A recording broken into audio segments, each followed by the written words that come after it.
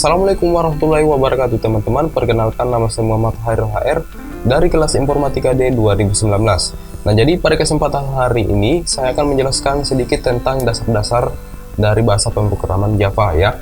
Tentunya yang pembahasan kita kali ini adalah yang pertama itu ada package, nomor 2 itu adalah kelas, variabel, method, input dan output, 8 tipe data primitif, operator, string, conditional, dan looping ya. Semua itu saya bahas dalam video ini ya. Oke, langsung saja kita langsung masuk di package.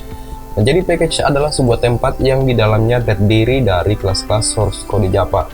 Nah, jadi package itu sebuah tempat untuk menyimpan sebuah kelas ya. Nah, di dalam kelas itu terdapat sebuah source code ya. Oke, jadi sebelum membuat package, kita membuat project terlebih dahulu dengan cara klik file, kemudian new project. Kemudian pada kategorinya kita klik Java dan projectnya pilih Java application ya. Nah, di sini nama project kita contohnya di sini latihan ya. Latihan. Kemudian di sini create main class. Kita nggak usah centang dulu karena kita membuat kelas secara manual ya, seperti itu. Oke. Kemudian kita klik finish, maka secara otomatis project sudah dibuatkan ya. Kemudian kita membuka bagian dari projectnya. Nah, setelah kita buka, di sini terdapat dua folder ya, yang dimana folder pertama itu adalah untuk package-nya, kemudian yang kedua itu adalah library. Nah, jadi library itu merupakan tempat menyimpan sebuah data-data apabila saat kita butuhkan di source code nanti.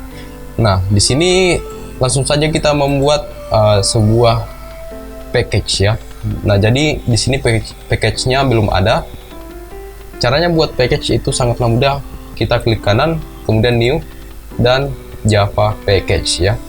Nah, di sini nama package kita adalah latihan 1 ya. Kemudian kita klik finish. Nah, maka secara otomatis package sudah dibuat. Kemudian kita masuk pada kelas ya. Jadi kelas itu seperti saya jelaskan tadi bahwa tempat untuk menyimpan source code ya. Jadi di dalam kelas itu terdapat sebuah source code yang berisikan tentunya metode main juga berisikan ya. Intinya semua source code berada pada kelas ya. Oke, langsung saja kita membuat kelasnya. Nah, setelah buat package, di sini kita membuat sebuah kelas ya. Kita klik Java class, kemudian nama kelasnya kita beri nama. Contohnya kelas 1 ya. Dan kita finish. Nah, secara otomatis kelas akan dibuat ya. Ini bagian ini adalah komentarnya, kita hapus saja. Dan kelas ini berisikan sebuah source code ya, seperti itu. Nah, dari kelas selanjutnya kita masuk pada variabel. Nah, jadi variabel merupakan tempat untuk menyimpan nilai dari data. Variabel itu ditentukan dengan tipe data, contohnya seperti tipe data, string, integer, float, dan lain-lain ya. Jadi variabel itu ditentukan dari tipe datanya untuk mengisi nilai ya. Nah, jadi apabila kita membuat variabel, tentunya itu harus menggunakan atau harus mempunyai tipe data ya, seperti itu teman-teman. Kemudian caranya langsung saja seperti ini untuk membuat variabel. Nah, setelah membuat kelas, selanjutnya kita membuat metode main-nya untuk membuat sebuah variabel ya. Nah, jadi metode main-nya sudah jadi. Selanjutnya kita membuat variabelnya ya.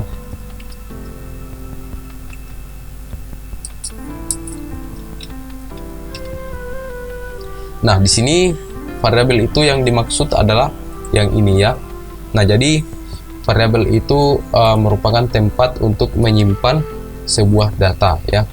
Nah, jadi pada saat penulisan variabel itu ada yang harus diperhatikan.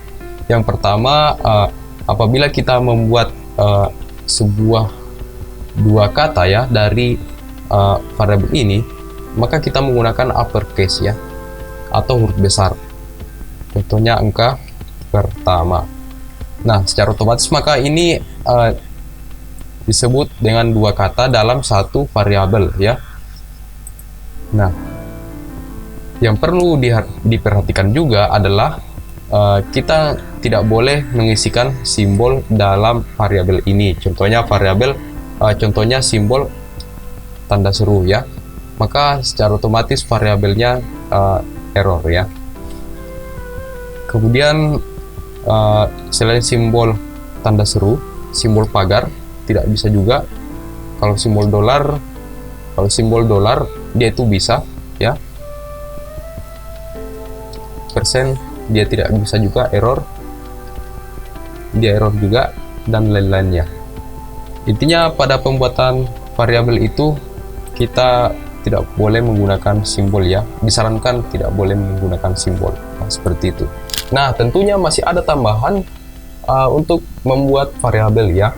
Nah, jadi kita dapat juga mendeklarasikan variabel dengan cara kita menambahkan antara variabel pertama dan variabel kedua ya. Contohnya pada integer A, dia itu menyimpan datanya adalah 1, kemudian integer B itu adalah datanya 2, kemudian A ditambah B atau variabel A ditambah dengan variabel B, maka hasilnya adalah 3 ya.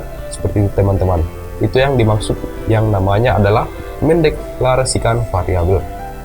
Nah, selanjutnya adalah mendeklarasikan variabel. Nah, jadi cara mendeklarasikan variabel itu kita harus membuat outputnya terlebih dahulu, console kemudian tab. Nah, di sini hasil deklarasi ya.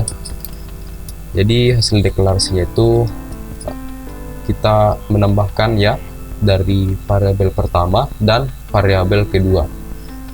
Variabel pertama itu beri yang bernama angka pertama, kemudian ditambah dengan angka kedua atau variabel kedua ya. Ini cara mendeklarasikan variabel. Maka kita run, maka hasilnya adalah 12 ya. Dia hasilnya 12. Ini bukan penjumlahan ya, tetapi ini sebuah deklarasi untuk menggabungkan antara variabel pertama dan variabel kedua. Ini angka 1 ini merupakan angka ya, angka dari variabel pertama, dan nomor 2 ini merupakan angka dari variabel kedua ya, seperti itu. Nah, dari variabel selanjutnya kita masuk pada metode ya. Jadi metode yang saya maksud ini adalah metode main ya, atau metode pada umum di source code Java. Nah, jadi metode main itu yang pertama kali dipanggil pada saat menjalankan di Java. Nah, jadi pada saat kita running source code kita yang ada di Java, yang pertama kali dipanggil itu adalah metode mainnya ya. Jadi kalau nggak ada metode mainnya itu, dia programnya akan error ya, karena yang paling inti itu atau paling mendasar itu adalah metode main ya. Dan metode main ini sangatlah wajib. Jika tidak ada maka tidak dapat di run ya, seperti tadi. Kemudian di sini cara membuat metode main dengan cara menuliskan public static void main string args ya. Nah, jadi public static itu merupakan modifier ya. Kemudian void itu adalah output, main itu adalah nama metode. Kemudian di sini adalah string args, itu merupakan parameter input. Oke, selanjutnya kita membuat sebuah metode ya, yang dimana kita membuat metode main yang paling umumnya. Contohnya kita ketikkan public static void main string dan args. Nah, jadi ini merupakan metode yang paling umum ya digunakan di Java. Nah, di sini public static ini merupakan modifier ya. Kemudian void ini untuk output, dan main ini adalah nama metodenya. Kemudian string args ini merupakan parameter input ya. Jadi metodenya ini dia public, artinya dia terlihat di seluruh package ya, dan dia juga terlihat di seluruh kelas ya. Nah, kemudian static ini bisa digunakan tanpa harus diinstan.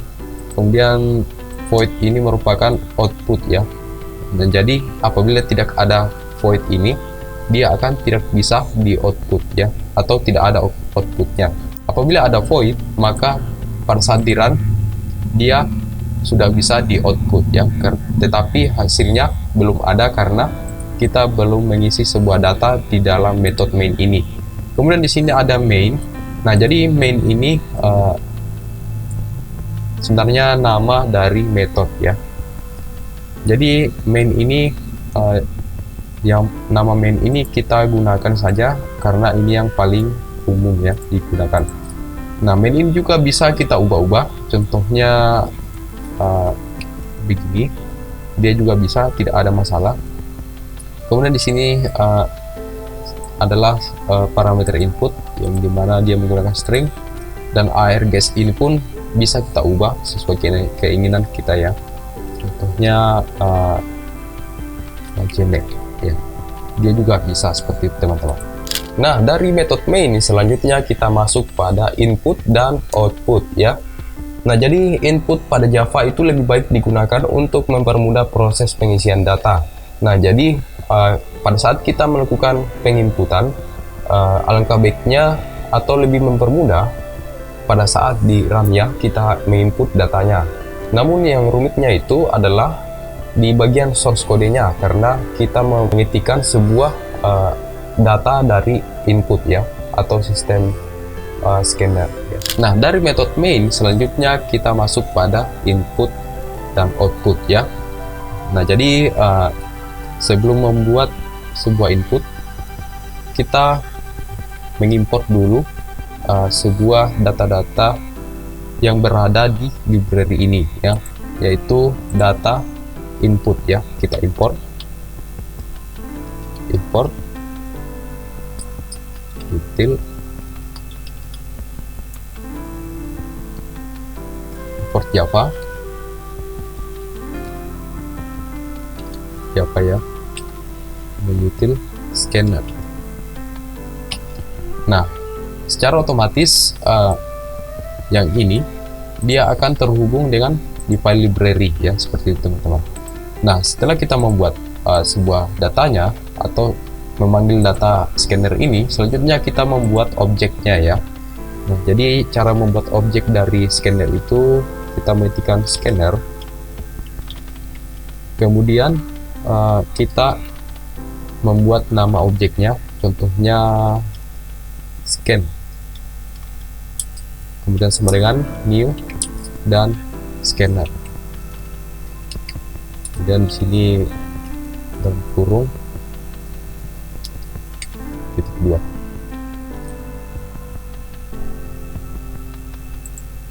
Sorry, ada saya lupa, dalam kurung sistem in ya.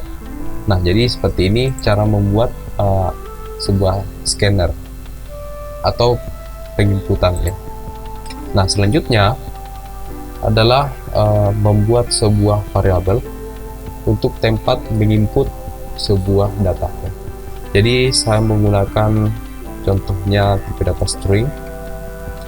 Tipe data string itu untuk menyimpan sebuah karakter ya, contohnya nama, kemudian ketikan 2. Nah, di sini variabel ini nilainya itu belum ada ya. Nah, jadi saya akan menginput nilainya atau datanya menggunakan sebuah input ya, input scanner ya. Contohnya seperti ini kita buat.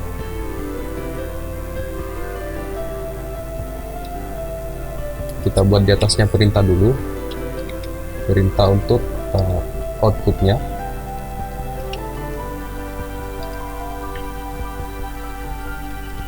Masukkan nama, ya, masukkan nama.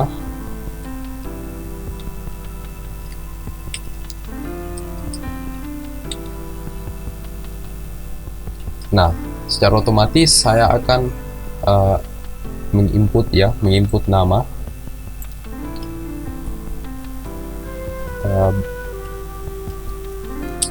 Kasih sini saja. Nah, setelah itu saya membuatkan sebuah inputan ya. Caranya itu kita mengetikkan nama variabelnya terlebih dahulu, nama, kemudian sama dengan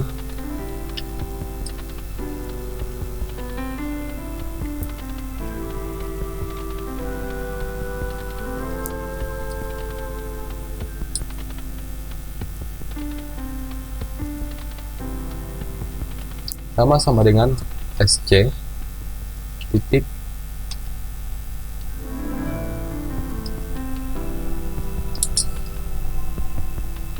scan titik next line ya. Kemudian kita enter, petikan 2, kemudian kita berikan petikan 2. Nah, setelah itu kita membuatkan output lagi di bawahnya, contohnya output untuk hasil dari penginputan ya, hasil input. Oke, saya membuat hasil input, kemudian kita menambahkan variabel nama untuk ditampilkan ya. Nah, jadi cara kerjanya itu di sini string nama ini belum mempunyai data. Nah, kemudian yang ditampilkan adalah masukan nama. Maka nama sama dengan scan next line atau penginputan nama ya di sini. Nah, setelah diinput, kemudian yang ditampilkan adalah hasil input dan nama. Nah, nama ini berasal dari sini ya, dari penginputan. Oke, langsung saja kita run.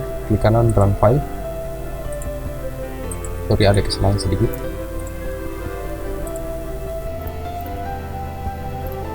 Oke, di sini terdapat kesalahan.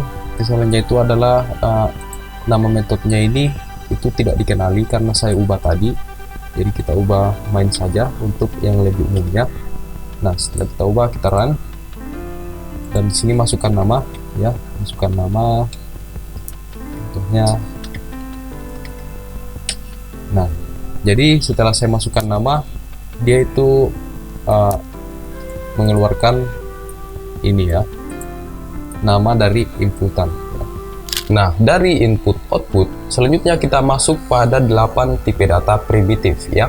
Nah, jadi tipe data primitif itu jenis data yang disimpan pada sebuah tempat yang disebut variabel ya. Nah, jadi variabel ini sebuah tempat untuk menyimpan nilai ya. Nah, jadi tipe data primitif ini merupakan tipe data yang paling dasar ya, paling dasar pada bahasa pemrograman ya. Jadi di sini ada 8 tipe data primitif. Yang pertama tipe data byte, yang kedua itu short, kemudian integer, long, float, double, dan boolean, char ya. Oke, saya jelaskan di sini ada tipe data byte. Nah, jadi tipe data byte itu untuk menyimpan bilangan bulat ya. Kemudian yang kedua adalah tipe data short. Nah, jadi short juga ini dia juga menyimpan bilangan bulat. Kemudian integer itu juga sama menyimpan bilangan bulat. Kemudian long dia juga menyimpan bilangan bulat. Nah, ini semua tipe data byte, short, integer, dan long itu menyimpan bilangan bulat ya. Yang membedakan adalah dari segi kapasitas penyimpanan ya. Kemudian di sini ada tipe data float. Nah, jadi tipe data float ini untuk bilangan desimal ya. Jadi bilangan desimal itu adalah bilangan pecahan. Nah, kemudian selanjutnya adalah ada tipe data double. Nah, jadi tipe data double ini sama seperti float, dia juga menyimpan bilangan desimal ya atau pecahan. Nah, yang membedakan itu dari segi kapasitasnya. Kemudian di sini ada data boolean.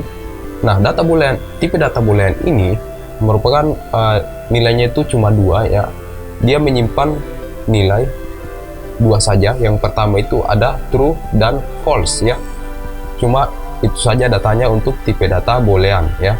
Selanjutnya kita masuk tipe data primitif, yang terakhir adalah char. Nah, jadi char ini merupakan tipe data primitif yang menyimpan satu karakter saja ya.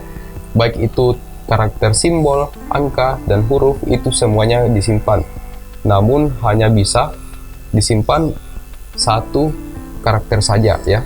Kalau dua, dia itu error ya. Karena tipe data char ini kapasitasnya hanya satu karakter saja ya, seperti itu.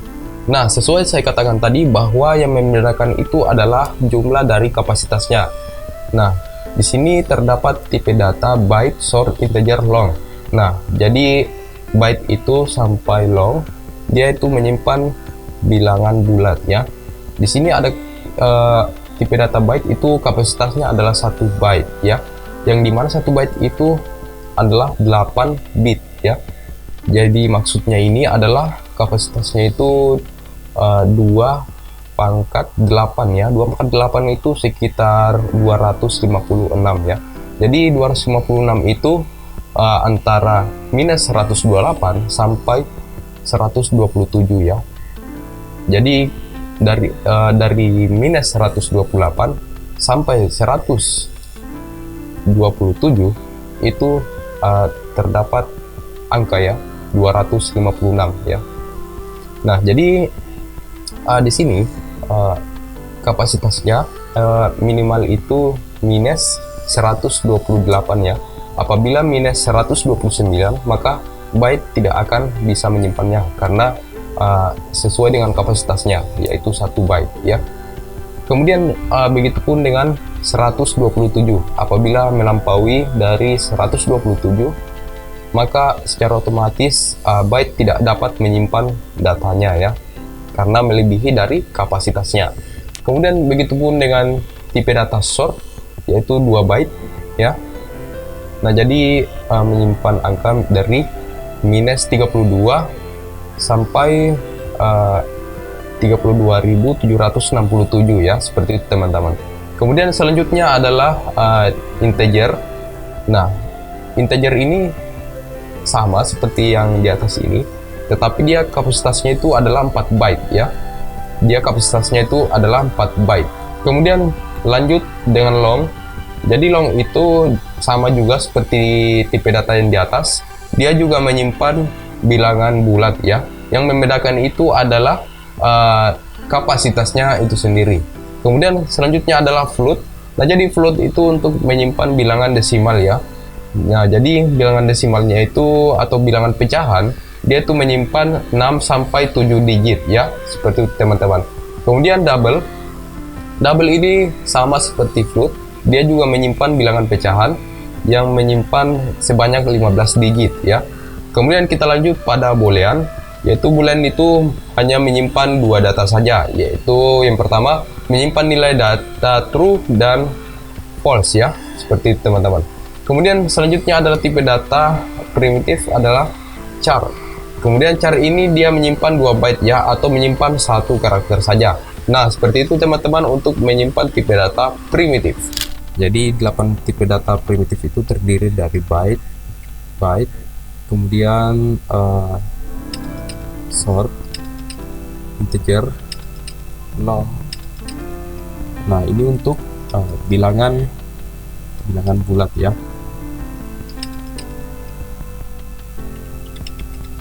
Bilangan bulat. Kemudian untuk bilangan desimal itu datanya adalah float dan double. Nah, di sini terdapat 8 tipe data primitif ya. Nah, jadi pertama itu ada byte, contohnya byte umurnya itu 20. Untuk short itu dia juga sama, menyimpan bilangan bulat, contohnya ukuran papan. Dan integer juga untuk menyimpan bilangan bulat. Kemudian di sini ada juga long. HP-nya tuh kayak gini.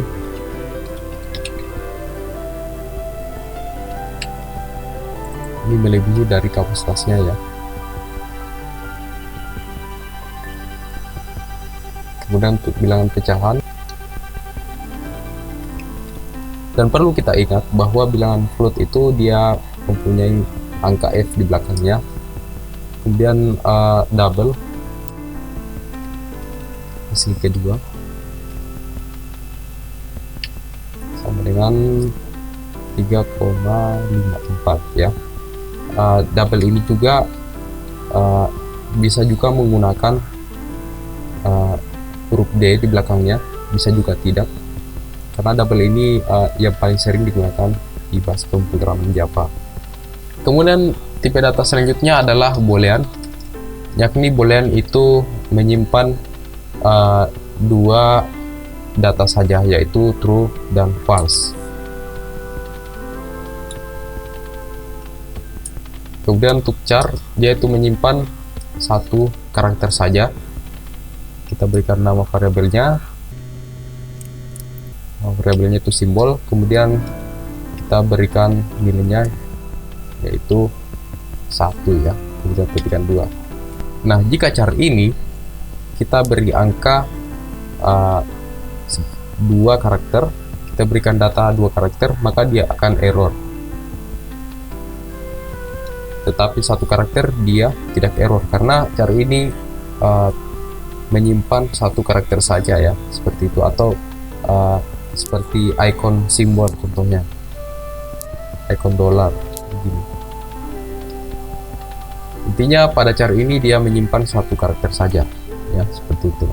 Oke, dari 8 tipe data primitif selanjutnya kita masuk pada operator ya. Nah, jadi operator itu sebuah simbol untuk melakukan operasi ya.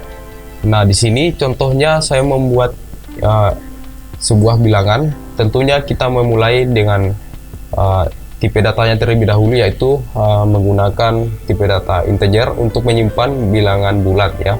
Kemudian saya berikan nama variabelnya, yaitu variabel A sama dengan 1. Kemudian di bawahnya lagi saya membuat data bilangan bulat lagi, kita menggunakan tipe data integer lagi, dan nama variabelnya adalah B dan nilainya adalah 2. Nah, maka secara otomatis di bawahnya saya ingin melakukan sebuah operasi, maka dari itu saya mengetikkan lagi tipe datanya yaitu integer, kemudian nama variabelnya yaitu hasil atau hasil dari operasi, dan datanya adalah A ditambah B atau 1 ditambah 2. Maka secara otomatis pada saat di running itu hasilnya adalah 3 ya. Kemudian begitupun dengan pengurangan, pembagian, perkalian ya, seperti itu ya teman-teman.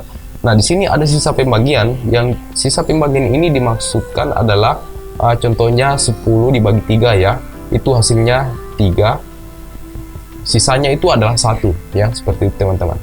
Nah, kemudian untuk operator, nah jadi operator itu adalah sebuah proses untuk pengoperasian ya. Jadi contohnya di sini bilangan byte umur dengan jangka waktu ya. Contohnya contohnya A gitu ya, A dan B.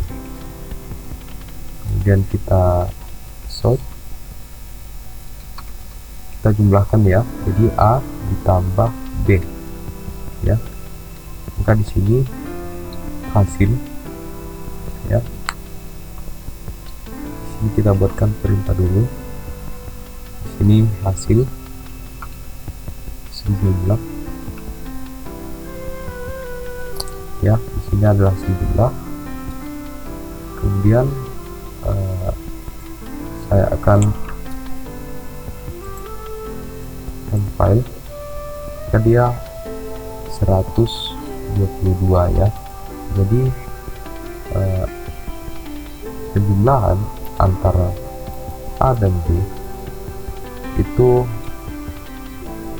122 ya, jadinya 122 karena saya jumlahkan di sini ya. Jadi maksudnya ini dia tidak menjumlahkan bilangan, tetapi dia sekedar menambahkan ya, menambahkan.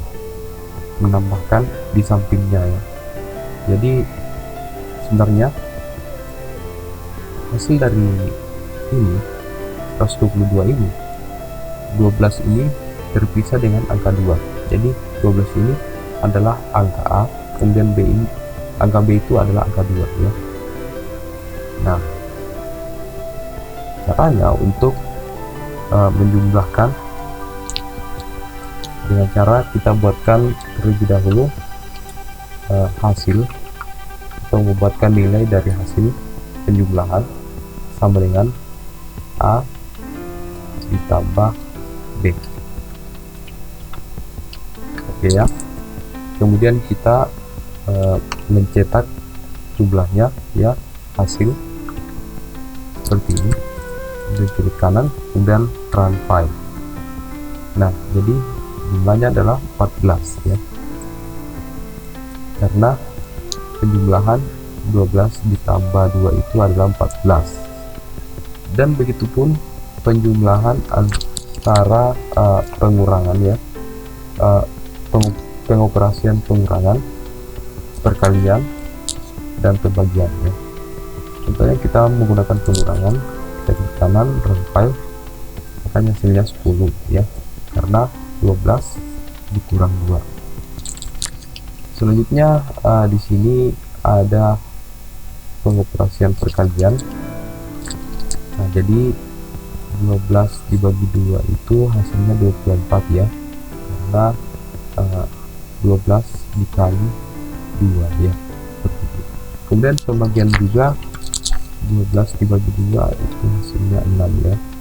Nah, jadi 12 ini dibagi 2 itu 6. Dan begitupun operator dari bagi hasilnya. Contohnya di sini saya ubah 10 bagi 3 ya. 10 bagi 3 itu dia dapatnya 1 ya, karena ini adalah hasil bagi ya. Maksudnya hasil bagi, jadi 10 dibagi 3 itu sama dengan 3, jadi sisanya itu adalah 1 ya, seperti itu. Dan sebenarnya masih banyak operator yang lain, tetapi pada dasarnya kita belajar operator aritmatika saja terlebih dahulu karena ini sangat mudah ya. Seperti itu saja tutorial dari aritmatika. Nah, dari operator selanjutnya kita masuk pada tipe data string. Nah, jadi tipe data string ini sebenarnya tipe data reference atau tipe data objek, tetapi memiliki kemiripan dengan tipe data primitif. Nah, jadi tipe data string ini tidak tergolong tipe data primitif ya, karena dia adalah tipe data bentukan ya, atau tipe data objek, tetapi memiliki kemiripan dengan tipe data primitif ya. Contohnya seperti ini. Nah, selanjutnya kita masuk pada tipe data string. Nah, jadi tipe data string itu dia non primitif ya, karena tipe data string ini merupakan bagian dari objek ya, sering bagian dari objek maupun metode. Nah, contohnya seperti ini. Di dalam metode ini terdapat tipe data string ya. Jadi tipe data string itu dia itu tipe data bentukan ya, atau non primitif. Namun ada miripnya dengan tipe data primitif. Contohnya seperti apa? Yang kita ingat tadi bahwa tipe data primitif itu adalah byte ya, byte, atau kita menggunakan char ya. Tipe data primitif itu adalah char. Jadi cara membuat datanya itu seperti ini.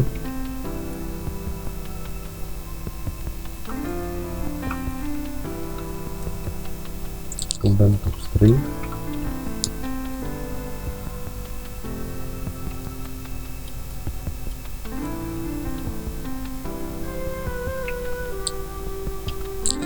ya. Kenapa saya sebut mirip dengan tipe data primitif? Karena dia juga mempunyai tipe data ya, jelas tipe data ya. Kemudian sama-sama mempunyai variabel. Nah, variabelnya pun sama ya, seperti pembahasan variabel yang tadi. kemudian dia juga mempunyai data ya. Nah, datanya itu yang membedakan adalah string itu dia mencetak karakter ya lebih dari satu, dibandingkan dengan char dia itu hanya mencetak satu karakter. Apabila dua karakter dia akan error ya, seperti itu. Nah, yang membedakan lagi adalah string ini warna itu agak berbeda karena mungkin bukan primitif ya, bukan dari karena dia tipe data objek. Nah, maka dari itu tipe data string ini tidak tergolong primitif ya, seperti itu. Nah, dari tipe data string selanjutnya kita masuk pada conditional atau disebut juga percabangan ya. Nah, jadi percabangan itu terdiri dari if, dan else, dan juga switch ya. Nah, jadi maksudnya itu if itu adalah artinya jika ya, jika. Jadi untuk membuat perulangan tentunya kita membuat datanya terlebih dahulu. Contohnya datanya adalah integer, kemudian umur. Jadi umurnya itu kita menggunakan 22 ya. Nah, setelah itu kita membuat percabangannya ya. Kita ketikkan di sini if. Dalam bahasa Inggris if itu berarti jika ya. Kemudian umur sama dengan atau jika umur di atas 15 tahun, maka ditampilkan adalah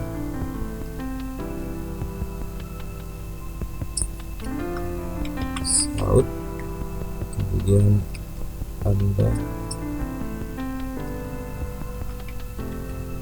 Aisyah ya. Kemudian di bawahnya lagi ada yang namanya else if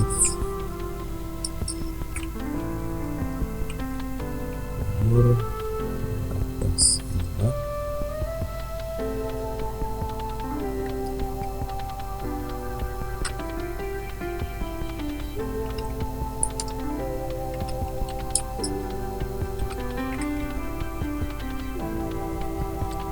Lagi ada else if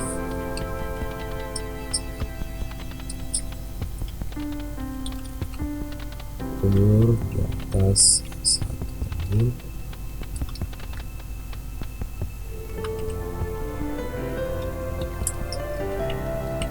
bayi, dan terakhir adalah else ya.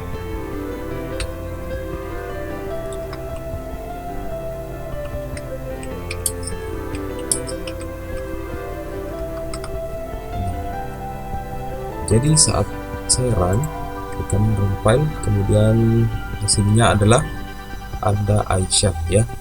Nah, jadi di sini Anda Aisyah itu ditemukan karena umur ini di atas 15 tahun ya.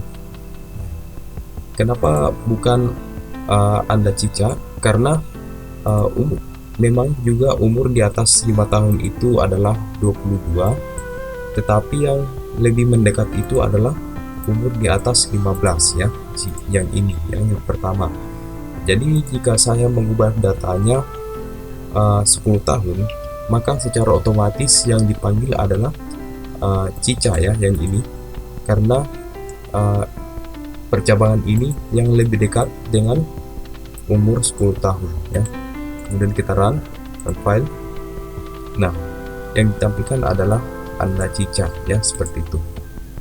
Kemudian saya menentukan umur di sini 100, tetap Anda Aisyah ya, karena di atas umurnya itu di atas 15 tahun ya. Apabila saya inputkan minus 100, kita lihat hasilnya umur tidak diketahui ya, karena di atas 1 tahun itu tidak ditemukan umurnya. Begitupun dengan di atas 5 tahun umurnya juga tidak ditemukan, dan begitupun di atas umur 15 tahun. Nah, secara otomatis yang ditemukan atau intinya pencarian sudah tidak didapatkan pada if, else if, maka secara otomatis data tersebut akan menampilkan di bagian else ya, atau umur tidak diketahui. Nah, bedanya di sini switch case dan if else, jika kita menggunakan satu nilai saja, disarankan menggunakan switch case ya, dan if else untuk percabangan nilai banyak. Nah, jadi seumpama di percabangan if itu menggunakan nilai atau menentukan nilai dari kecil hingga ke besar, maka kita menggunakan if else ya. Kalau menggunakan satu nilai saja seperti menebak hari ya, seperti itu, kita menggunakan switch case saja ya. Nah, selanjutnya kita masuk pada bagian switch. Nah, jadi bagian switch ini hampir sama dengan if else. Dia juga bagian dari percabangan ya. Contohnya saya mau menginputkan datanya integer hari. Harinya itu hari kedua ya, contohnya hari kedua. Nah, kemudian saya membuatnya untuk switch, dan dalam kurung hari ya, kemudian buka kurung terawal, kemudian enter, dan setelah itu saya membuatkan percabangannya.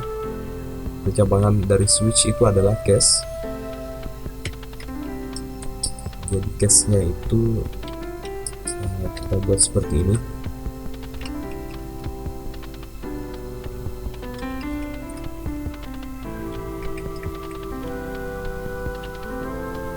Nah, di sini harinya itu adalah hari kedua ya, maka secara otomatis switch ini akan mengakses dia itu harinya apa, yang ditemukan itu adalah hari kedua ya. Jadi apabila di sini di case ini adalah menunjukkan hari pertama, maka secara otomatis case satu ini tidak benar ya, karena yang dicari itu adalah hari kedua. Nah, kemudian di case yang kedua, yaitu kebetulan harinya adalah datanya kedua ya, hari kedua, maka secara otomatis case ini akan ditampilkan ya. Coba kita lihat di kanan run file, dan di sini tertampil adalah Selasa, Rabu, Kamis, Jumat, Sabtu, dan Minggu. Itu menandakan bahwa di sini kita belum melakukan break ya, atau penginputan break. Jadi break ini berfungsi sebagai untuk berhenti pada case ini ya. Jadi kita berikan break, kemudian kita run kembali. Nah, maka hasilnya adalah hari Selasa ya. Selain itu anggaplah ini tadi di bagian if else itu adalah if, dan ini else if, sama seperti di bawah, dan default ini adalah else ya, atau nilainya tidak atau datanya tidak ditemukan ya, maka secara otomatis yang tertampil adalah di bagian default. Nah, contohnya ini adalah hari kedua, maka yang tampil itu adalah di case kedua. Dan apabila saya inputkan harinya adalah hari ke-8, maka secara otomatis yang ditampilkan adalah hari tidak ditemukan ya, karena di case ini tidak ada hari ke-8. Nah, kemudian di sini ada yang namanya looping ya. Nah, jadi looping itu merupakan perulangan pada bahasa pemrograman, salah satu perintah yang digunakan untuk mengeksekusi sebuah statement berulang kali sampai dengan kondisi yang telah ditentukan. Nah, jadi looping ini merupakan sebuah perulangan.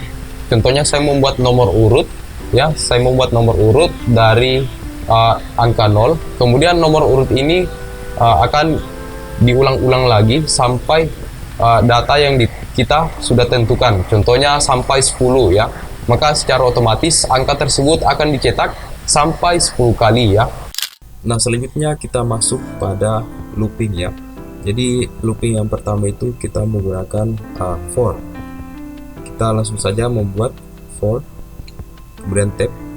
Nah, Kemudian perulangan ini sudah terbuat secara otomatis menggunakan shortcut ya.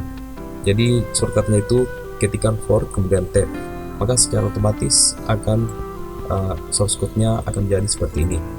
Selanjutnya di sini melakukan perulangan ya, itu perulangan sebanyak 10 kali dan penambahannya 1 kali. Di sini tetapi outputnya belum ada ya, maka dari itu kita membuat outputnya. Ketikan show kemudian tab, kemudian di sini output perulangan. Dan di sini output perulangan. Jadi output perulangannya adalah i. Kemudian kita run. Nah, maka output perulangannya itu dimulai dari 0, 1, 2, 3 sampai 9 ya. Jadi maksudnya itu adalah integer ini itu merupakan tipe data untuk menentukan sebuah perulangan, yaitu perulangan nomor urut ya. Kemudian ini nama variabelnya. Jadi nama variabelnya ini bisa kita ubah-ubah juga, tapi di sini secara defaultnya itu dia menggunakan variabel i agar lebih singkat ya. Kemudian di sini dia memulai dari angka 0 ya, dan di bawah dari 10, berarti nomor urut ini sampai 9 ya, karena di bawah dari 10. Kemudian di sini ada i++ yang berarti untuk menambahkan sekali lagi. Contohnya di bawah ini sudah mencetak perulangan 1 kali. Kemudian di sini ada untuk ditambahkan sekali lagi dan ditambahkan lagi sampai kurang dari 10 atau sampai kurang sama dengan 10. Berarti nomor urut ini atau bilangan ini akan diulang-ulang sebanyak 10 kalinya, dan yang dimulai dari angka 0 ini ya, 0, 1, 2, 3 sampai 10 ya. Nah, kemudian untuk do while. Nah, do while itu kita menginput datanya. Do while ini juga adalah perulangan. Jadi saya akan membuat sebuah inputan ya, integer hari atau nomor urut sama dengan 1 ya. Kita beri angka 1, kemudian ketikkan di sini do, kemudian buka kurung kurawal, kemudian kita berikan perintah output south. Kemudian di bawahnya ini kita memberikan sebuah i++ ya. Nah, jadi ini belum diketahui karena bukan yang saya maksud adalah i ini apabila variabelnya adalah i, tapi variabelnya di sini menggunakan nomor urut, maka dari itu kita menggunakan variabel nomor urut juga di sini.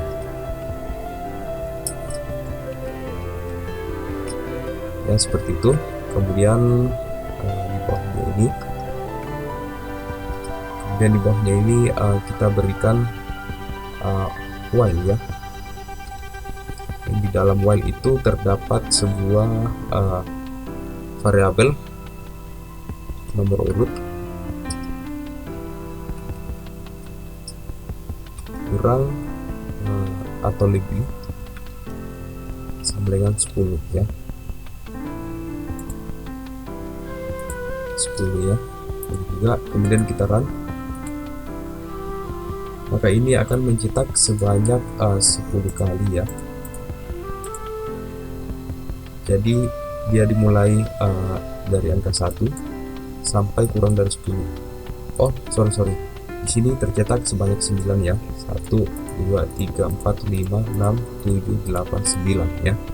Jadi di sini tercetak sebanyak 9 karena kita mulai dari yang pertama kemudian sampai kurang dari 10 ya, atau sama dengan 9.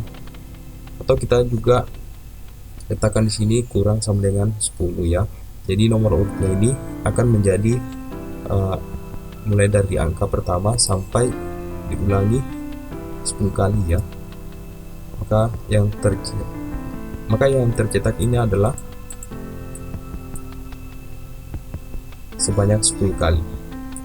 Nah, sekian itu saja pembahasan dari saya tentang dasar-dasar bahasa pemrograman di Java ya. Semoga bermanfaat. Sekian, terima kasih. Wassalamualaikum warahmatullahi wabarakatuh.